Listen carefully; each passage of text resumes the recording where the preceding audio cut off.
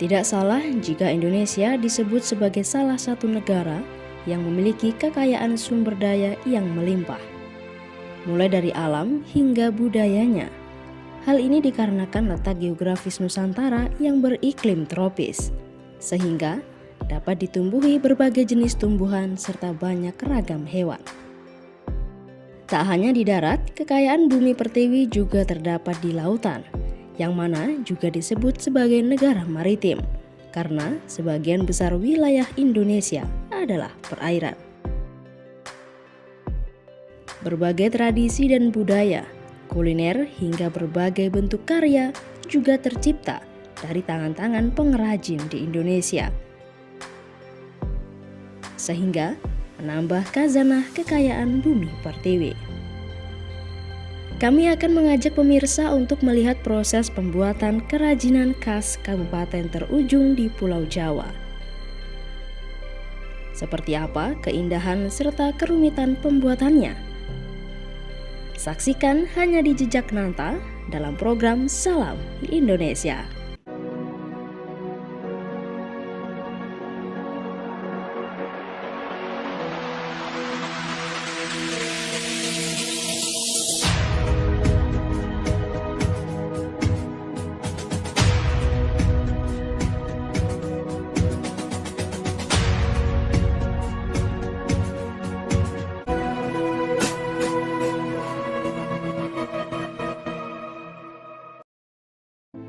Sebut saja Ahmad Hairi.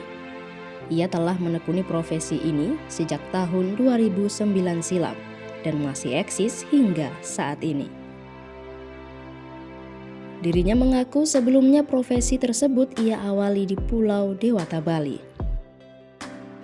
Hingga akhirnya memutuskan untuk pindah ke Banyuwangi, Jawa Timur pada tahun 2012. Kelihayannya dalam membuat karya tersebut menjadikan kerajinannya banyak dilirik oleh para konsumen. Salah satu kerajinan miliknya yang banyak diminati adalah patung gandrung yang merupakan ikon Kabupaten Banyuwangi. Di ruangan inilah Hairi mencoba menyambung asa dan terus membuat karya seni yang indah dan estetik.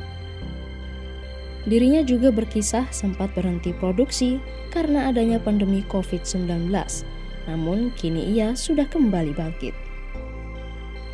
Selain patung gandrung, dirinya juga membuat plakat, miniatur pesawat, prasasti, serta miniatur barong. Dirinya bercerita hasil karyanya tidak hanya diminati dalam negeri saja, melainkan hingga ke negeri Jepang. Ini sejak kapan sudah Pak melakukan kerajinan ini? Kalau saya menekuni bidang kerajinan itu mulai dari 2009, Mbak. Nah, tapi itu saya memulai masih di Bali dulu. Jadi tahun 2012 itu saya pindah ke Banyuwangi dan melanjutkan profesi sebagai pengrajin itu ya di Banyuwangi ini lagi, Mbak. Awalnya belajar dari mana, Pak? Kalau awalnya sih ya namanya hidup di Bali, bermacam-macam pekerjaan itu ada, baik kerajinan apa saja itu ya ada. Jadi awalnya dari situ, Mbak. Awalnya yang melihat teman seperti itu, diajak teman belajar. Kalau untuk belajar secara khusus belum pernah, tapi bisa istilahnya bahasa sekarang otodidak lah seperti itu.